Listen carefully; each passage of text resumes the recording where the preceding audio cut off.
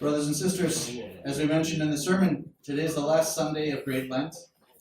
And I know a lot of people have already come to me and repented because they were, making fun of me on that first couple of days of Great Lent when I said I was going to go fast. And I appreciate that, but you don't have to come to me and repent. I know you're repenting in your heart. So it happens like this every year, brothers and sisters, and I noticed the older you get, the faster it goes. So just something to think about as we have our Great Lenten lecture for the last Sunday of Great Lent. We'll have one next week as well, on Palm Sunday, right? But this is the last one for Great Lent, strictly speaking. So without further ado, I'll hand everything over to Father Colin, and he will give us the lecture. All right, so we are continuing on our series on the virtues and vices, and today we will be discussing listlessness. Listlessness. Does anybody know what the Greek word is for listlessness? Anybody here speak Greek? No? It's acedia. What is another translation into English for acedia? Does anybody know? Sloth. That is correct. It is known as sloth. But that word very much is misunderstood in English, so very often the word listlessness is used instead. Because when one thinks of sloth, they think of what? What do people think of when they think of sloth? Slow. Not doing much, right? Just kind of lazy, inactivity, right? And to some degree that is true. However, as with all of the other vices, they are either extremes or deprivations of that virtue. So there are two spectrums in which they can manifest. And that being said, more often than not, it is the latter. It is not the laziness or inactivity that we see today. And this also, which we will discuss later on in the talk, is, in my estimation, one of the most pernicious and most widespread of the passions, the one that very often leads to and excites every other vice that comes out of it, is through sloth. So St. John Cassian, talking about listlessness, he says, the mind of someone affected by listlessness is filled with nothing but vain distraction. Say that again. The mind of someone affected by listlessness is filled with nothing but vain distraction. This inability to be attentive, this inability to focus on things that are necessary, so fundamental in the spiritual life, is something that so many of us simply are lacking, right? Throughout all of our society, we have this great crisis of attention, or rather inattention. So listlessness is also known as sloth, which attacks us in one of two ways. Either inactivity or vain activity, the outcome ultimately being the same. One who is listless is neglecting the activity necessary for the salvation of the soul. So there are things that we need to do that are good for us spiritually, right? We need to go to church, we need to say our prayers, we need to struggle for the virtues. What listlessness does is seeks to either get us to not do these things out of laziness, or to do a whole bunch of stuff that isn't really the point, that isn't necessary, right? To either focus on our work, or to focus on anything else that keeps us from church, keeps us from the Lord, keeps us from prayer. And ultimately the product is the same. We do not do what is necessary for our salvation, and as such, we then turn to scorn and to bitterness towards holy things. So this passion begins with restlessness, or a desire to be elsewhere, or to do something else. And as it progresses, it becomes unruliness and an active hatred of soul-profiting work. St. Paul says to the people in Thessalonica, in 2 Thessalonians, he says, now we command you, brethren, in the name of our Lord Jesus Christ, that ye withdraw yourselves from every brother that walketh disorderly, and not after the tradition which ye have received of us. For yourselves know how ye ought to follow us. For we behaved not ourselves disorderly among you, neither did we eat any man's bread for naught, but wrought with labor and travail night and day, that we might not be chargeable to any of you, not because we have not power, but to make ourselves an ensample unto you to follow us. For even when we were with you, this we commanded you, that if any would not work, neither should he eat. For we hear that there are some which walk among you disorderly, working not at all, but are busybodies. Now them that are such we command and exhort by our Lord Jesus Christ, that with quietness of work and to eat their own bread. St. John Cassian, commenting on this passage, he says that for the unruly man is lacking reverence, impulsive speech, quick to abuse, and so unfit for stillness. He is a slave to listlessness. St. Paul makes it clear that they are arrogant and that they destroy apostolic traditions. So those who cease to do the things that are necessary for their spiritual life, necessary to meet the needs of their lives, ultimately scorn everything good. They scorn everything healthy, and as such, they then depart from those things necessary for the salvation of the soul. And St. Paul warns against such people and says that he exhorts them, rather, to do what is necessary, to put in work, to do the work that they need to do, not the things they don't need to do, to not be busybodies, but to be busy in a manner that's conducive to salvation. So listlessness then is the door by which other passions often enter, as it renders us unable to discern our thoughts and to resist temptation.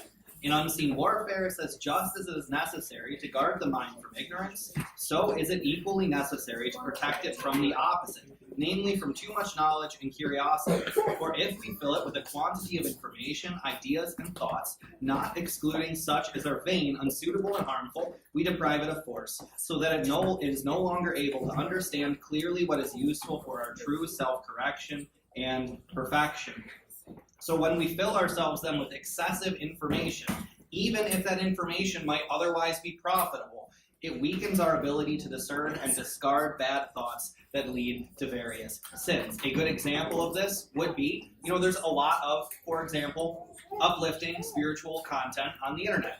But if we spend all day watching that, spend all day immersed in that kind of stuff, we are overloading ourselves with information. We are rendering ourselves incapable of processing said information, and ultimately we lose any benefit that we could get from any of it. We are weakened in the mind, and we very easily are then led into temptation. Thoughts come, we can't fight against them, we just go with it, right? This is a very common trend, and I'm not alone in this, I suspect. Especially since I hear many of your confessions, I know very often when there's X, Y, and Z happens, and I looked at my phone too much, right? But it's a passing kind of thing. But this ultimately is kind of the baseline and the undermining of any other virtue and the leading in of any other problem we might have very often comes from this. Not necessarily just too much of a good thing, but also just this excessive information we're in. But I will get to that more in a minute. So just as too much food renders us susceptible to other bodily vices, as we discussed when we talked about gluttony, so too excessive information renders us unable to resist the wiles of the demons. It is the equivalent of gluttony for the mind.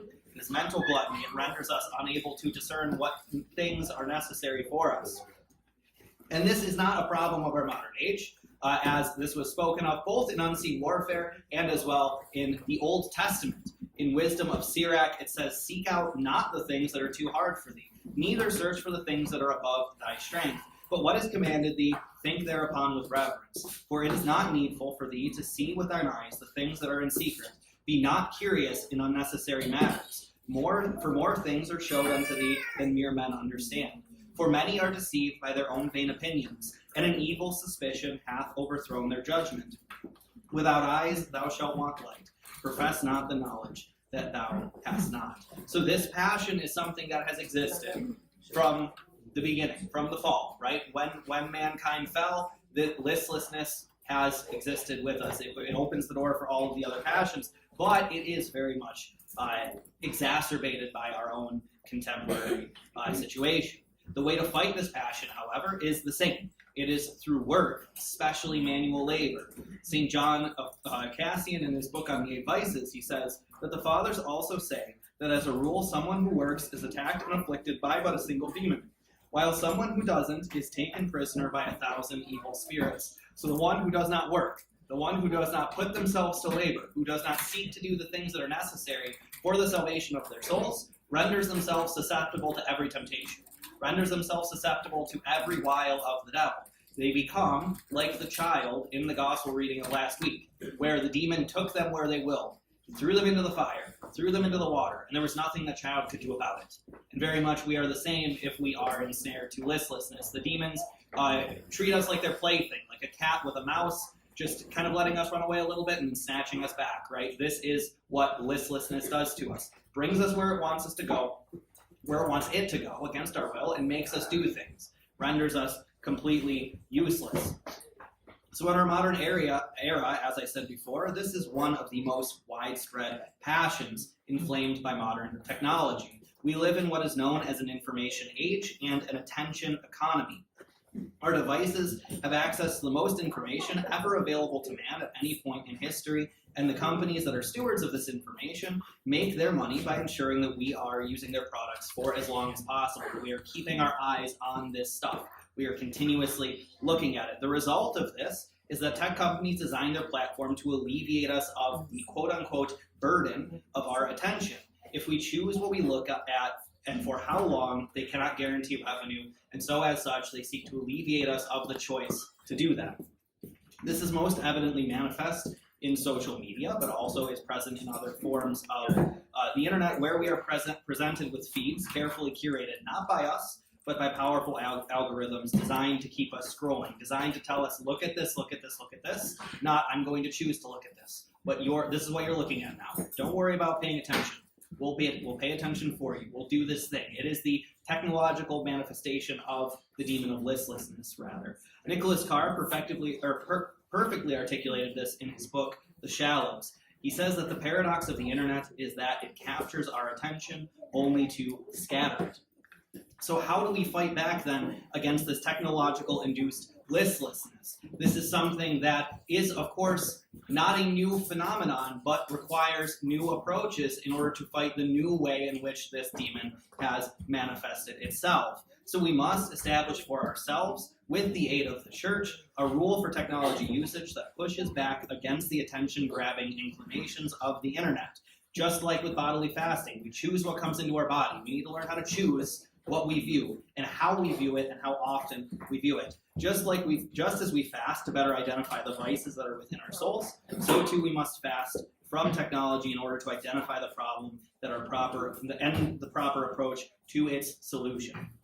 Now, very often when we try and come up with rules for how to use it, we are immersed in the technology. And whenever we try and create a rule for how not to use something while we're using it, it fails. I'm just going to tell you now, it will fail. If you don't like the way you use your phone and you just try and start saying this is how I'm going to use it now and try and implement it, it's not going to work. Because when we are involved in it, when we're immersed in it, we just do not understand to what degree it has its grip on our soul, to what degree it is controlling us. So this is what we need to do, right? We need to take some time away, understand the relationship with it, and then come back.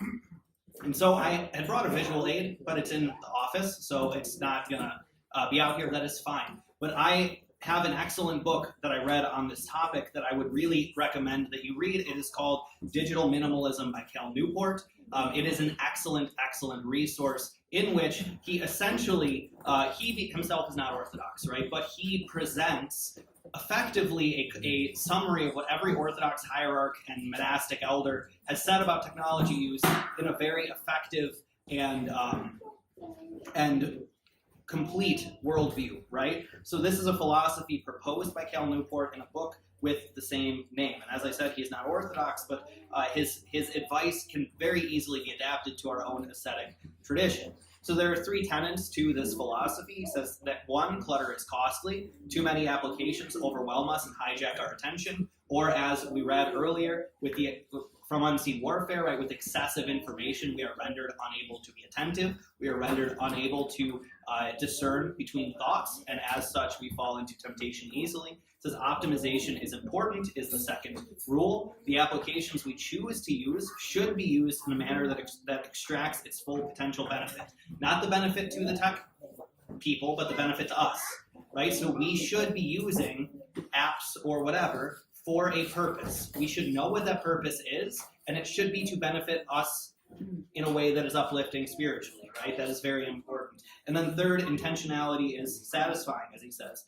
Satisfaction with technology use comes from knowing that it is being used within the confines of a rule. Just like with everything else in our lives, we are called to be intentional. We are called to do things with meaning and with purpose. And we need to apply the same thing to this area in which these people who have created this technology have intentionally removed that intentionality from it. It's very vague. There's not really a reason for why we use these things, and as such, it keeps us going, right? So Newport then stresses that it's impossible to establish a rule of technology usage while immersed in technology. As I said, he proposes something that many may seem radical, but we should identify as adaptable to our own spiritual practice of fasting, and I encourage all of you to do as well, which is to cut out any unnecessary technology for at least a month, is what he says, but I think very clearly this can be applied to fasting periods, during which time we pursue what he calls analog activities, what we would simply call manual labor or other things of that nature, to formulate clear ways in which the technology we're abstaining from can be used for our utmost benefit.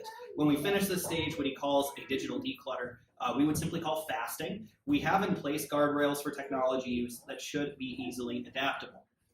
In our own ascetic tradition, then, I would like to propose the following. During the fasting periods, to completely fast from any technology that is not necessary. I'm not telling you to go into a woods and live in a woods where there's no cell phone reception, right? Or just to burn smash your computer, do whatever, right? That's not what I'm saying.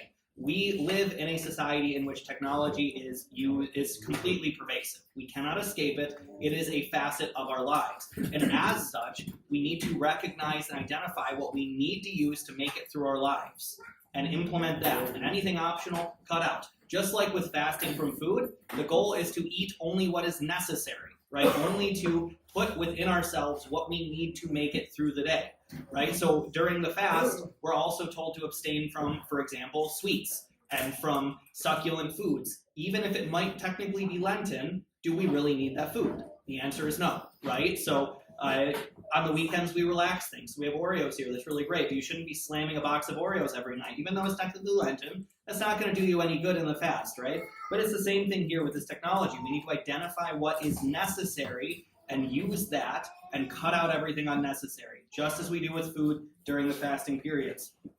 So for most of us, this usually will just end up being using the phone for calling and texting, and within certain time frames. Maybe email, but usually you can try and do that on a computer. Some people might need GPS, but anything really outside of that very likely is not going to be essential to any of us. So, but ultimately it's up to you to determine before a fast. You don't just decide, same with fasting from foods, we don't decide on Clean Monday how we're going to approach the fast. Or if any of you have, I would like to know how that's working for you so far. I suspect not very well at all. The Triodian exists for a reason. Triodian exists to bring us to prepare for the fast, to think about how we're going to approach this thing and then approach it. The same thing with a fast of this nature. We need to prepare, we need to plan, and then we execute. If we don't do those things, we'll fall apart. It's not going to work. It will not work. I'm telling you right now, it just will not work. And I'm sure some of you, if you did that, approach that with food during the fast, I'm sure you've recognized that it doesn't work either. So use that time that you've previously given to the phone for spiritual exercises and reflect on ways in which the technology can be re-implemented in an intentional manner for the benefit of our souls. Something we may not realize is how much time we spend on this technology, right? Very often, we feel like we don't have time to do anything. We don't have time to pray. We don't have time to read. We don't have time to do X, Y, and Z. Think about how much time we look at the phone. We just scroll. Think about how much time we're using this thing, and imagine cutting that out and how much time you have for stuff, whatever it is, right? Whether it be doing things that are necessary. It's not like you're just going to cut out the phone and then just read the Bible. That would be great and might be a worthwhile thing to do, but also things that are necessary for your family, things that are necessary for the upkeep of your lives, but also through spiritual reading, through prayer, through fasting, you will have more time to do these things. All of a sudden, the fast opens up and is far more capable of being a spiritually profitable thing than before, and this is for us an excellent way to enter into a relationship with this technology in an orthodox manner. So this can either be done during one of the 40-day fasts, and as a one-time kind of thing to formulate a rule, or I would recommend repeating it at each of the 4 major fasting periods, Great Lent, Apostles' Fast, Dormition, and Nativity, and ultimately to work out between yourself and your priest, right? Just with bodily fasting, we should check with our spiritual father, hey, this is what I want to do, and then they'll tell us either you're crazy or that's a pretty good idea, or they'll give you other ideas, say this is good, but I think you should do more or you should do less, right? So present the kind of idea of what it is you're going to do. What I'm not suggesting, however, is abandoning technology because it's irredeemable and totally evil, and we should all just be like the Amish. What I am suggesting is to know why we are using this technology and order it towards our spiritual well-being. So use the thing for our good, not for what the people want it to be used for, right? So no saint has entered into the kingdom of heaven on accident. What unites each of them is the conscious decision to give their lives to Christ, seeking him in every aspect of their lives. Such a task is before us as well, and we must identify within ourselves that which is unnecessary and detracting from our ultimate aim, whether it be technological or in other aspects of our lives. This is the way to fight listlessness, is to be intentional, is to know why we're doing what we're doing, to execute what we need to do, when we need to do it, and to do it well, and to be able to render an account for these things and what they have done for us. If we do this with humility and zeal, we will undermine the other passions and ultimately bring ourselves closer to Christ. Are there any questions? Going once. We are afraid that you will forget something. Here's a Well, question. you're afraid I'll suggest something else? Mark has a question. Mark. Are you available for confessions right after the sermon? Yeah. Whenever, man. Other questions? This might be a really long answer, so if you need to move this later, I know where you're going. It's scary. How does listlessness, how do we apply that kind of logic to somebody who has something like ADD or ADHD, where their brain doesn't make those connections naturally? How do you overcome that? Well, there's many ways to do it. St. John Cassian actually says the ultimate way to begin gaining attention is the reading of the Gospels in the evening. He actually says specifically in the evening. Reading the Gospels in the evening and focusing all of your might to be attentive to those words for that brief period of time. What that ultimately does is you're beginning to expose yourself very briefly to being attentive. Very brief moments. And it's like anything. Like you don't run a marathon by doing it. You run a marathon by training. And the training usually begins small. It's the same thing. So you need to choose little things to be attentive to, and then just slowly build on that. So spend like 5 minutes in the evening reading the gospel, focusing on those words, and then eventually after like a few months, maybe 10 minutes. So you start with 1 chapter, maybe move to 2 chapters, and then maybe move into the morning, right? You start sandwiching your day with moments of intense concentration. Then move to the Jesus prayer, things of that nature. Little things. So you can't just like completely upend your life and hope it works either. So I'm sure you can follow up with that where I live, because you apparently know where that is. You need to move. Is there a difference between listlessness and sloth? Like, are they sort of 2 different things? Or? No, they're the same thing, but sloth has a certain connotation in English, whereas listlessness is able to be used to describe the 2 extremes. So sloth can either mean inactivity or too much vain activity. But very often in our society, the kind of mentality is that it only means no activity. Sloth equals laziness, right? But a slothful person could be somebody who's doing. It's like very often, you look at the this was a critique of the Eastern monastics towards those Western monastics who were these great scientific thinkers in the Middle Ages, right? The monastics in the West just gave themselves over to like just research and study and this kind of these intellectual pursuits, and abandoned prayer effectively entirely. And this was a critique that the Eastern monastics gave towards those in the West during the scholastic period, was that a monastic's first and foremost, their goal is to pray.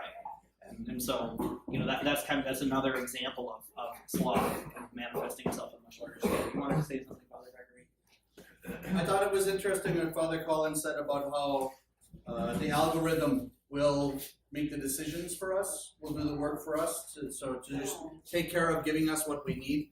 It's when you read the lives of the saints, you see often that part of spiritual delusion is when someone meets some bright whatever. They think it's an angel, it's a demon, and that angel or demon will say, I'll pray for you. You don't have to pray now. I'll do the prayers. You can just sit and listen or do something else while I'm doing the prayers. This is common. You find this regularly in the lives of the saints, that the demon volunteers to do the prayer for you. So it's very interesting that also YouTube has volunteered to make all those choices for us as well. I'm not connecting those dots. You can connect them if you want. I don't think it would be a bad thing to connect, but in any case, it's interesting how similar those two things are. I thought I had connected it in the talk. Okay, maybe. Yeah, it effectively is. Yeah. Anyways, John. I think husband had that question. Husband. Huh? Can we help each other to be attentive? Yes. No judging or this is very. Well, I mean, the best way we can help each other to be attentive is for ourselves to struggle to be attentive, right? That's like you read in the Ladder of Divine Ascent about the monastery that St. John went to in Alexandria, and the brothers encouraged stillness with each other by themselves being silent. When they noticed there was idle talking going on, they would bow to the brothers and leave. So it was themselves practicing silence that led the others to see that they needed to do it, right? It wasn't them, they didn't go yell at the other people and say, you need to be quiet, or you need to be attentive. You know, you need to fix all your problems. It's like, that just doesn't work. It doesn't work. And ultimately, we wouldn't notice that thing if we ourselves didn't struggle with it. So what the Lord is giving us when we see the faults of somebody else is not an invitation to correct them, but to look at ourselves and to deal with it within our own selves. We very rarely should actively call out the sins of others. We should focus on ourselves. And what happens is that that moves on people, right? St. Porphyrios, for example, of Capsa Calivia, says when you see your children doing something wrong, you should only use however less words you use than in prayer. So first you should pray, and then you should speak to them. But if you use more words when you're speaking to them and correcting them, then when you pray, what you're telling them is useless and is spiritually damaging to them. That's a very important thing and very hard for us to learn. If we speak to God about somebody, give it in God's hands, God will take care of it. We can trust him. And ultimately we're helping ourselves as well. We're cultivating humility, we're showing, and then the other person will see that, right? They'll see, okay, this person is doing this thing, maybe I should as well. John. Oh, but then it's, I'm gonna have two questions. One goes back to the YouTube and the wonderful tools that it offers to us, as for example, the morning prayers and evening prayers that we can listen to, right? And sometimes we're actually encouraged to do at least that if we do not read the prayers ourselves. And often, you know, it is the reality of a life of a mother with 3 small children or 4 small children that this needs to be employed or it has to be employed or is blessed to be employed. Like, you know, how does this fit into the reality of difficult life that maybe other responsibilities that are imminent, that are not for our, like, small children, it's not for my personal pleasure, right? Right. Taking care of them is something that I must do, like. Right. Well, I think it's important to re-emphasize and repeat what I said. I'm not saying not use the stuff. That's not what I'm saying. I'm not saying never use YouTube again, never use social media again. What I'm saying is we need to be intentional about how we use those things. So if we spend some time away from technology and we realize that one of the best ways to implement YouTube would be for listening to morning and evening prayers, then we implement that. And that's our rule, right? But ultimately what we're doing is we're using it for that and then we're getting off. Right?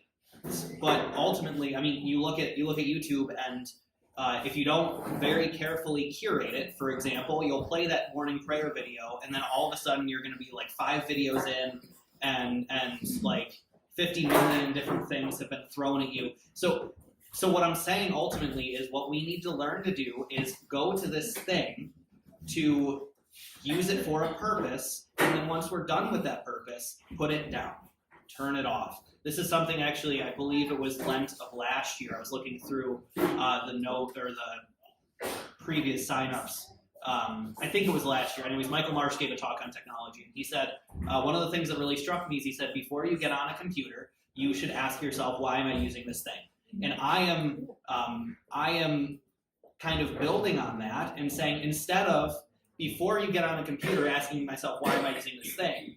Before you even consider getting on the computer, know why you're getting on the computer. So it's not just I'm going to sit down and say, okay, why am I doing this? Like, no, we should establish well in advance. I'm going to use, for example, something like social media. I'm just telling you now, you don't need it on your phone.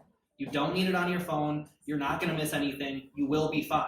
The fact that it is on the phone, it is meant to keep you looking at your phone. I mean, people now look at their phones like thousands of times a day because of social media, right? And there are now psychological disorders where if you don't have your phone on you, the senses, like the wherever is on your skin where your phone is, you feel it vibrating because you think your phone should be on you and it makes you stressed. It's true and it's crazy. That is a new phenomenon that exists. For most people, it is their right leg, right? It starts buzzing and they think it's going up. But I'm telling you now, you don't need it on these devices. But just be intentional. Like for example, with social media, you very likely don't need to go on it more than once a week. You don't. You're not going to miss anything. It's okay. You're going to be fine. I can tell you from experience. It's just. And it's the worst thing is to read off if you have ADHD, because if you have ADHD, the phone is the worst thing you can use because right, book it. that's all it is. Right. But when you have that kind of like and you skip in too many things, it's just right. Well, yeah, I mean, and so there's actually I'll preface what I said recommending digital minimalism, which once again highly recommend it. I cannot recommend that book enough. It is phenomenal. But another really good book is The Shallows by Nicholas Carr. So digital minimalism kind of gives you a toolkit on how to deal with this and how to implement a rule. Digital minimalism, The Shallows by Nicholas Carr simply establishes what exactly the internet is doing to us mentally. And most people know the internet's bad, right? But we don't really know how bad it is. We don't really know what it's doing to us. It's not just affecting our technology. It is completely transforming the way we think in inescapable and unavoidable ways. And if we don't recognize that, then we have no defense against the negative inclinations of that, right? And that's not. There's nothing we can do about that. It just is what it is. It is what it is, and we can use what is happening for our salvation if we know, if we understand what it's doing. And we implement it, then we can do that. Anya? I have a question in regards to slothfulness and music. Okay. Because just like you were saying, technology can overstimulate and stuff, music can as well. So are you saying that we should be intentional with the music we listen to and only listen to music that's loved by God? Like, is that how you would listen to music and avoid slothfulness? In some sense, yes. But also, I think it's important to note in previous generations, before the internet and before even the radio, most people heard their favorite piece of music maybe once in their life. So like a concert, something like that, they wouldn't go to them often. They didn't have earbuds. That didn't exist. There wasn't this notion. Anytime you heard music, it was live, it was embodied, it was physical, right? So I think what ultimately should happen in terms of music is we should try and recognize, because if we're just constantly listening to music, we're cheapening the good thing, right? We're cheapening that thing that is uplifting. Not all of the music we listen to has to be overtly, spiritual. Some things can be very uplifting that aren't necessarily, church music, for example. I'm going to butcher this entirely, but Lord willing, Father Vladimir Klimzo will come here again at some point. Ask him to talk to you about music. It's wonderful. He has a lot to say about it. Very knowledgeable man about this. But music can be used to unite us, to bring us together as a community, to tighten the bonds that are around us through common experience, right? But that is not going to happen if we're just listening to it on the radio. It has to happen in person, together, live. This is the best way, I think, to listen to music. So. See, it's not just about the content in the music, but the amount of music one is listening to. Same with the stuff on the internet, right? There are really educational and informative videos online, but if you're spending 6 hours a day, even like an hour a day, it's just too much. So like we're putting our sermons online. That's a really wonderful thing. But if you decided one day that you're going to go through and listen to every sermon that's ever been done in this parish, you will gain nothing from any of those sermons. That's kind of a good example of that, I guess. Anyone else? Going once. Going twice. Sold. Thank you, No. Father.